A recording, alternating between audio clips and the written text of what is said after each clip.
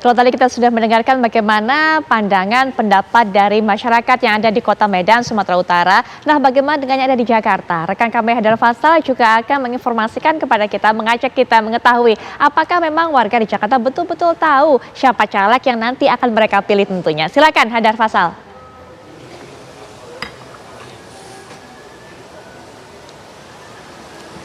Ya baik Putri dan juga pemirsa, memang meskipun masa kampanye ini baru saja akan dimulai pada tanggal 28 November hingga 10 Februari yang akan datang, namun nyatanya sudah banyak sekali calon-calon legislatif ataupun bahkan capres dan juga cawapres yang melakukan sosialisasi kepada masyarakat. Berbagai cara dilakukan, mulai dari cara-cara konvensional hingga cara-cara yang sedikit lebih modern untuk meraup suara anak muda. Nah, saya akan coba berbincang dengan sejumlah masyarakat, melihat apakah kemudian masyarakat menilai sosialisasi yang dilakukan oleh caleg ataupun capres-cawapres ini sudah masif atau belum. Di sini sudah ada sejumlah kakak-kakak yang cantik nih. Kak, boleh tahu namanya siapa? Aku Meidina Wulandari.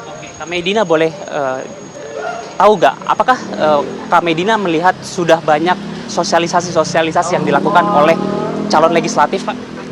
Pernah sih, karena aku aktif sosial media, terutamanya TikTok.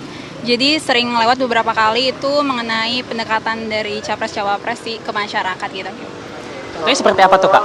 Contohnya kayak kalau misalnya dari aplikasi sih kayak banyak banner-banner, terus sama pendekatan masyarakat kayak ke sekolah-sekolah gitu loh, Kak. Ya, kalau kakak namanya siapa?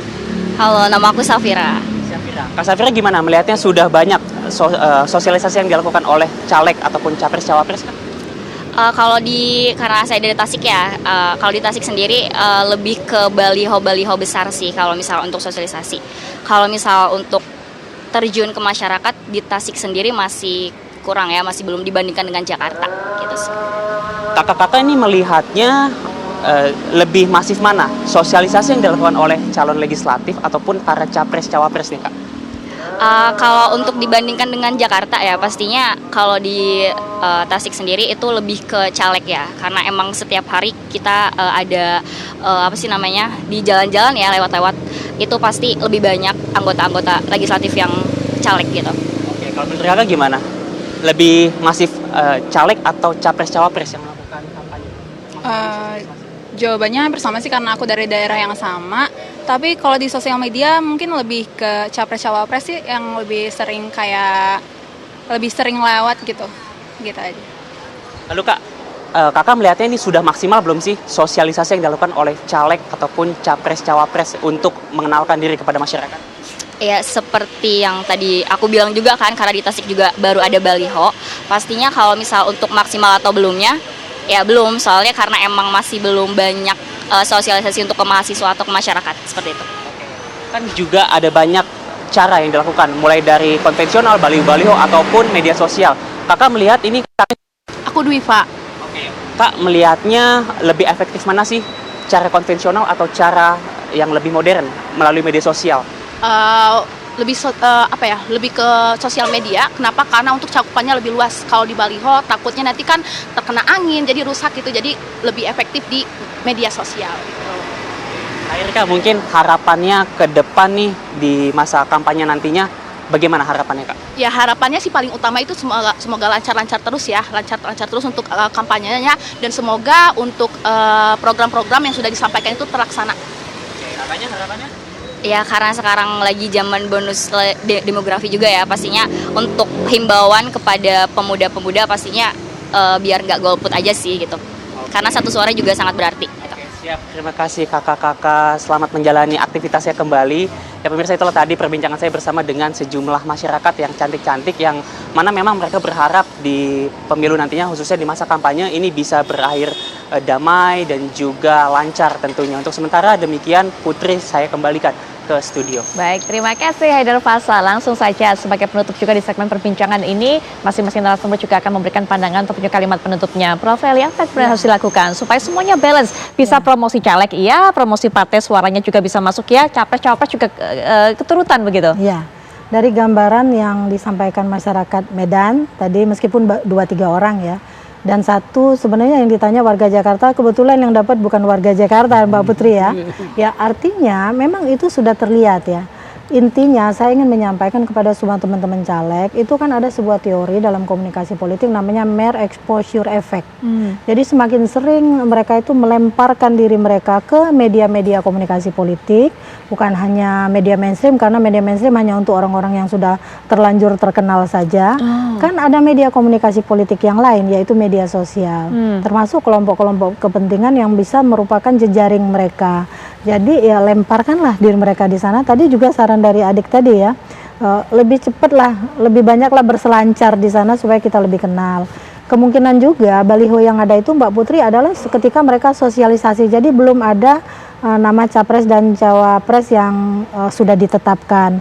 Artinya sekarang kan instruksi dari semua partai politik saya kira pasti akan berdampingan itu seiring jalan. Tapi jangan lupa, jadi jangan menonjolkan capresnya aja, meskipun kita juga berharap, mungkin mereka juga berharap ada kutil efek di dalamnya yang mereka bisa dapatkan dengan mendampingkan foto mereka dengan di belakangnya ada calon presiden yang mereka usung. Karena bisa saja misalnya Mbak Putri presidennya TV1 partainya, tapi belum tentu juga Mbak Putri presidennya bukan partainya, bukan TV1 kan gitu. Pilihan dari masyarakat karena banyak partai pengusungnya. Jadi bisa jadi presidennya Prabowo Gibran, tapi Mas Andre karena dia caleg Gerindra tentu calegnya adalah Andre, tapi kan bisa jadi dari partai pengusung yang lain. Nah maka gunakanlah yang ragam teori yang saya sebutkan tadi. Dengan demikian mereka tentu akan juga sama menonjolnya dengan capres dan cawapres dan diri mereka sebagai orang yang ingin dipilih, yang suara rakyat ingin mereka gugah, sehingga keterpilihan di parlemen itu bisa terbayang di depan mata. Baik, penutup juga dari Pak Huda, silakan Pak Huda strateginya. Udah pergi. Pak Huda masih bersama kami? Ya silakan Pak Huda, penutup. Silakan. Tanggal 28 November kita akan memasuki masa kampanye. Semua partai koalisi Amin sudah diinstruksikan untuk secara bersamaan serentak semua atribusi pasangan calon Amin akan menjadi bagian dari atribusi semua caleg, baik level DPR RI, provinsi maupun kabupaten kota. Saya kira akan lebih baik aspirasi publik, pilihan capresnya itu utuh juga menjadi bagian dari aspirasi pilihan partainya. Kalau kami ada 3 partai, artinya kita berharap semua yang mengapresiasi dan ingin menyoblos pasangan Amin, kita sangat berharap untuk menjadi bagian dari kekuatan 3 partai politik ini. Supaya semua agenda perjuangan, janji dan komitmen kerja pasangan Amin nanti insya Allah menang dalam Pilpres ini bisa kita laksanakan dengan baik ketika 3 partai ini mendapatkan posisi yang strategis, yang cukup maksimal nanti di Senayan di DPR RI. Baik. Yang terakhir juga penutup, silakan Pak Nanto. Ya, kalau kami melihatnya begini, jadi seperti yang saya katakan di awal bahwa setiap caleg yang baik dari PDI Perjuangan, P3, Perindo, dan Hanura ada kewajiban untuk mensosialisasikan tentang calon dukungan terhadap calon presidennya. Itu sebagai bagian dari linier lagi, apalagi menyampaikan 2 visi.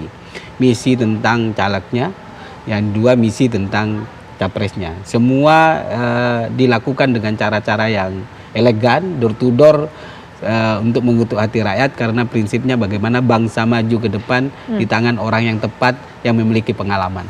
Baik, Pak Nanto terima kasih, kadernya Prof. Ali juga terima kasih sudah memberikan pandangan. Pak Huda juga terima kasih sudah ikut berbincang dalam Apa Kabar Indonesia Malam kali ini melalui daring. Dan apa yang kami bincangkan tadi juga bisa menjadi bekal Anda untuk terus menambah wawasan Anda mengenai adanya pileg dan juga pilpres. Karena kami kabarkan Anda putuskan.